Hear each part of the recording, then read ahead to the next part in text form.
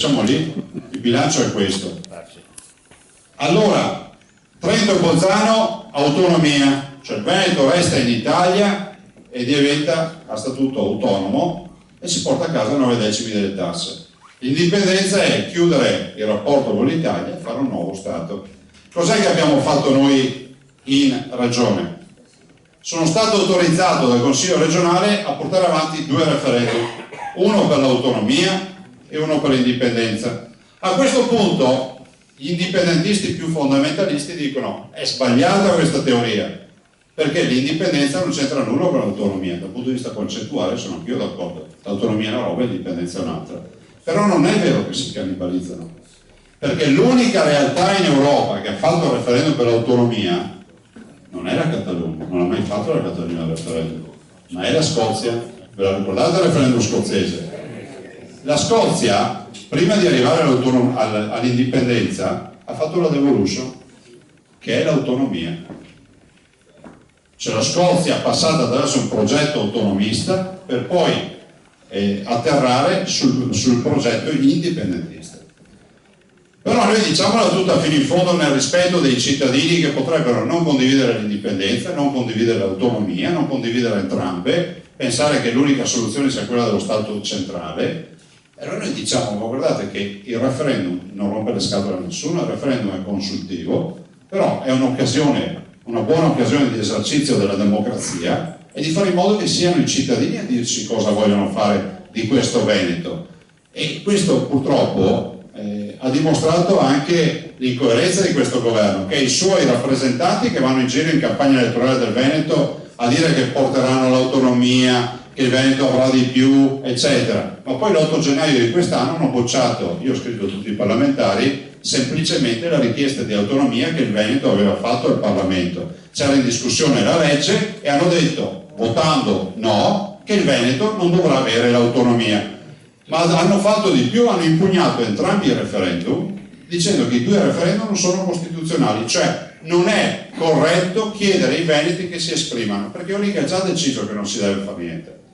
Voi capite che così non funziona, noi difenderemo quei referendum fino in fondo perché ci crediamo e perché l'abbiamo garantito ai cittadini. I cittadini li porteremo fino al momento nel quale si andrà a celebrare questo referendum. Lo faremo in democrazia, in pace, rispettando le regole, ma le regole valgono per noi e valgono anche per Roma, che deve lasciarci fare il referendum. Vi voglio ricordare che nella Costituzione che è stata scritta nel 1948 non c'è scritto che questo Stato deve essere così come è oggi. Chi ha scritto la Costituzione, pensate Einaudi è uno di quelli che ha scritto la Costituzione, diceva che ad ognuno dovremmo dare l'autonomia che si spetta. Cioè questi hanno messo in piedi insieme un paese che non era un paese.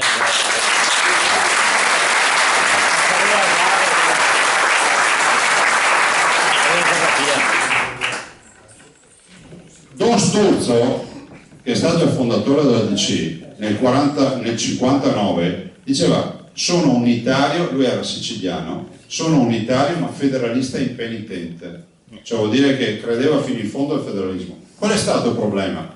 Che in questo paese dove metà Italia è tecnicamente fallita, l'unica soluzione era quella di gestire la Costituzione in maniera centralista, cioè fare in modo che pochi pagassero il conto di tutti. Ed è esattamente quello che sta accadendo adesso. Qualcuno magari ha crisi di identità. Il nostro governo a novembre 2011, perché vi voglio ricordare che questi signori governano da novembre 2011, non da 3 giorni, è andato a casa lasciando 6 decreti attuativi approvati sul federalismo e i costi standard. Pensate che se si applicassero i costi standard, cioè i costi della virtuosità del Veneto a tutta Italia, i costi della pubblica amministrazione veneta a tutta Italia, avremo un risparmio di 30 miliardi di euro all'anno, che sono 1/3 dell'interesse sul debito pubblico. 1/3 dell'interesse sul debito pubblico di sprechi lasciati ai siciliani che hanno 22.000 forestali e noi ne abbiamo 400, a chi paga la siringa 26 centesimi e noi lo paghiamo 4 centesimi, a chi paga un pasto in ospedale 80 euro e noi lo paghiamo 6,5 euro. Bene, se qui c'è qualcuno in sala che gli va bene questa cosa, tanto per concludere, è meglio che cambi sala. Grazie. Bravo.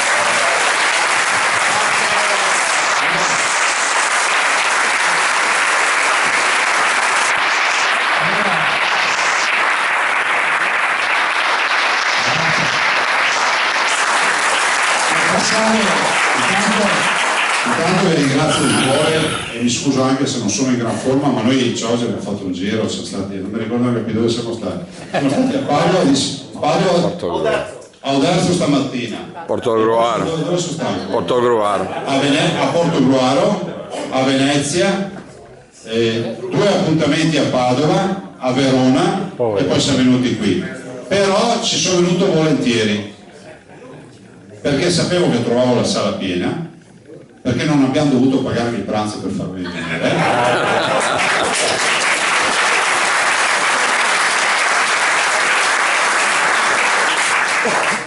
E perché so che siete gente per bene, perché ci conosciamo da una vita, non vi abbiamo mai deluso e voi non ci avete mai deluso. Quello che vi abbiamo promesso l'abbiamo fatto, perché vi ho ricordato prima la legge elettorale, e qui da noi è l'unica regione dove si vota così. Vi ho detto che non vi applicavo le tasse, siamo l'unica regione dove non si paga l'addizionale IRPEF sulla sanità, siamo l'unica regione dove non si pagano i ticket regionali sulla sanità, quelli che pagate sono nazionali. Tra l'altro abbiamo anche un progetto per togliere il ticket, ma ve la butto così, poi vi spiegheremo bene come sarà. E siamo però la regione con un costo pro capite più basso. Però vi volevo dire una cosa, si vota il 31 di maggio. Siccome questi sono dei farabutti quelli che abbiamo a Roma,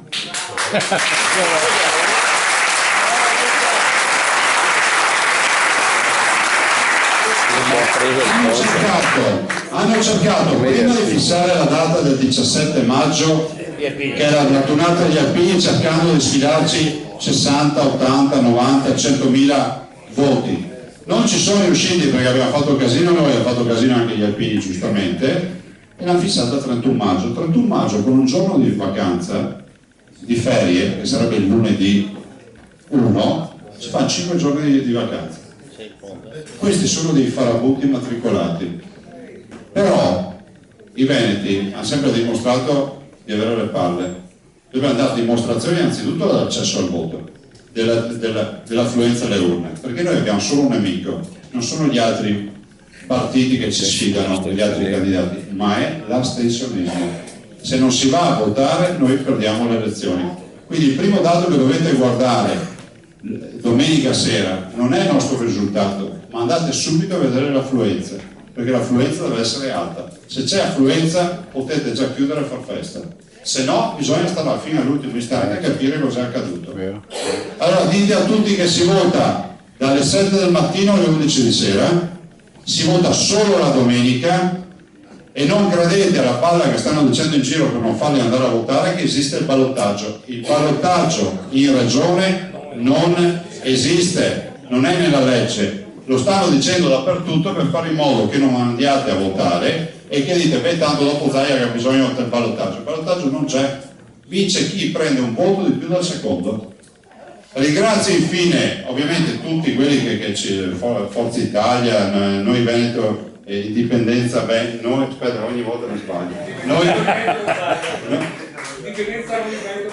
Indipendenza, no, hanno fatto un ricorso, ha detto Zaia ci ha rimesso tutte le liste, abbiamo vinto anche il ricorso, abbiamo tutte le liste, no?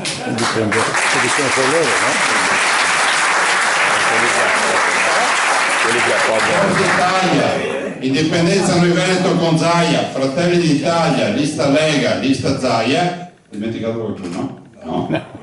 Sono assolutamente della partita e noi la sfida l'abbiamo colta, adesso spetta a voi darci una mano. Grazie, passo la parola.